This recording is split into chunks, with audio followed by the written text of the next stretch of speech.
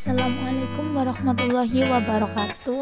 Halo guys, di sini saya sebagai moderator sendiri ya. Nama saya Novitria Rosalina. Di sini saya akan mempresentasikan tentang pengantar akuntansi dasar. Udah tahu belum guys, apa itu akuntansi dan jenis-jenis akuntansi? Yuk simak penjelasannya. Yang pertama ada sejarah dan pengertian akuntansi. Secara umum, akuntansi adalah pengukuran, pengelolaan, dan komunikasi informasi keuangan tentang entitas ekonomi seperti bisnis dan perusahaan. Sedangkan menurut para ahli dari American Accounting Association, akuntansi adalah proses pengidentifikasi, pengukur, dan melaporkan informasi ekonomi dengan tujuan untuk memungkinkan adanya penilaian dan keputusan yang tegas dan jelas bagi para pengguna informasi akuntansi tersebut.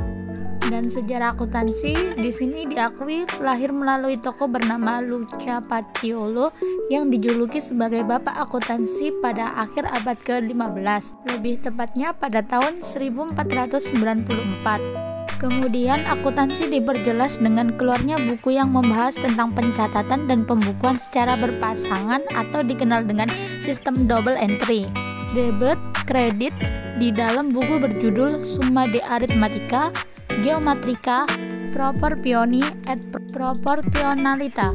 Istilah debit dan kredit berasal dari bahasa Latin yaitu debere, percaya atau mempercayai, dan credere, berhutang. Perkembangan sistem Amerika kemudian disebut sebagai sistem Anglo-Saxon yang sering kita kenal dengan accounting atau akuntansi. Selanjutnya di sini ada manfaat akuntansi. Yang pertama, sebagai alat ukur keberhasilan maupun kegagalan dari sebuah usaha dengan cara melihat atau menilai harta dan hutang yang ada di perusahaan. Nilai uang dicatat dan dilaporkan melalui proses akuntansi. Akuntansi dianggap sebagai bahasa bisnis atau language of business. Semua yang berhubungan dengan kegiatan usaha maka dapat dirasakan manfaatnya dengan adanya ilmu akuntansi. Yang kedua, akuntansi sebagai penghasil informasi yang oleh pihak manajemen dibutuhkan untuk melakukan perencanaan sekaligus mengevaluasi dan mengontrol aktivitas operasional usaha.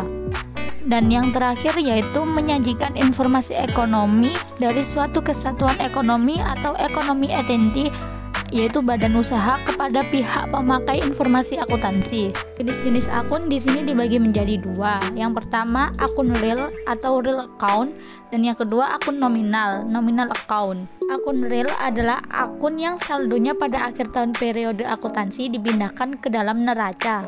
Sedangkan akun nominal adalah akun yang saldonya dipindahkan ke laba rugi pada akhir periode akuntansi sebagai dasar pembuatan laporan laba rugi. Akun real dibagi menjadi tiga, yaitu aset, kewajiban, dan modal atau ekuitas. Aset sendiri di sini menjadi tiga bagian. Yang pertama aset lancar, aset tetap, dan aset tetap tak berwujud. Contoh aset lancar yaitu kas, surat berharga, piutang usaha, dan piutang wesel. Contoh aset tetap ada tanah, gedung, kendaraan, mesin, dan peralatan. Dan aset tetap tak berwujud di sini contohnya ada hak paten, hak cipta, goodwill, dan franchise. Kewajiban dibagi menjadi dua, yaitu kewajiban jangka pendek dan kewajiban jangka panjang. Kewajiban jangka pendek contohnya kewajiban usaha dan kewajiban wesel, sedangkan kewajiban panjang contohnya ada kewajiban hipotek dan obligasi. Modal atau ekuitas contohnya laba ditahan dan modal saham. Untuk akun nominal di sini terbagi menjadi dua, yaitu pendapatan dan beban. Pendapatan sendiri dibagi menjadi dua, yaitu pendapatan usaha dan pendapatan di luar usaha. Pendapatan usaha contohnya pendapatan jasa salon dan lain-lain. Dan untuk pendapatan di luar usaha contohnya pendapatan bunga atau keuntungan. Sedangkan beban di sini beban terbagi menjadi dua, yaitu beban usaha dan beban di luar usaha. Beban usaha contohnya beban gaji, beban listrik, beban sewa. Beban di luar usaha contohnya beban bunga. Nah, di sini siklus akuntansi dibagi menjadi dua, yaitu siklus akuntansi perusahaan jasa dan siklus akuntansi perusahaan dagang. Untuk siklus akuntansi perusahaan jasa di sini ada 8 siklus. Yang pertama transaksi keuangan, Yang kedua, mencatat transaksi keuangan berdasarkan bukti transaksi. Yang ketiga, membuat jurnal umum. Dan yang keempat, membuat buku besar. Yang kelima, membuat jurnal penyesuaian. Yang keenam, membuat laporan keuangan. Contohnya laporan laba rugi, neraca, dan laporan perubahan modal serta laporan arus kas. Yang ketujuh, membuat jurnal penutup, dan yang terakhir kedelapan yaitu membuat neraca saldo setelah penutupan. Sedangkan siklus akuntansi perusahaan dagang di sini terbagi menjadi 3, yaitu yang pertama tahap pencatatan, yang kedua tahap pengikhtisaran, yang ketiga tahap pelaporan keuangan. Tahap pencatatan, transaksi baik dengan internal ataupun transaksi eksternal. Pengumpulan bukti transaksi, mencatat ke jurnal umum, jurnal khusus, dan buku besar pembantu, serta merekapitulasi jurnal umum dan jurnal khusus. Tahap pengikhtisaran, yaitu membentuk neraca saldo, menyusun ayat jurnal penyesuaian, membentuk kertas kerja atau worksheet dengan bentuk neraca lajur. Dan yang terakhir ada tahap pelaporan keuangan, menyusun laporan keuangan yang diliputi oleh laporan laba rugi, laporan perubahan modal, laporan neraca, dan laporan arus kas.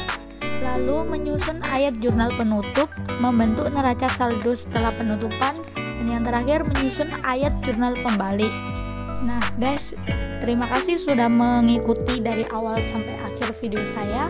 Apabila ada salah kata atau salah penjelasan dalam presentasi ini, saya ucapkan mohon maaf dan terima kasih. See you.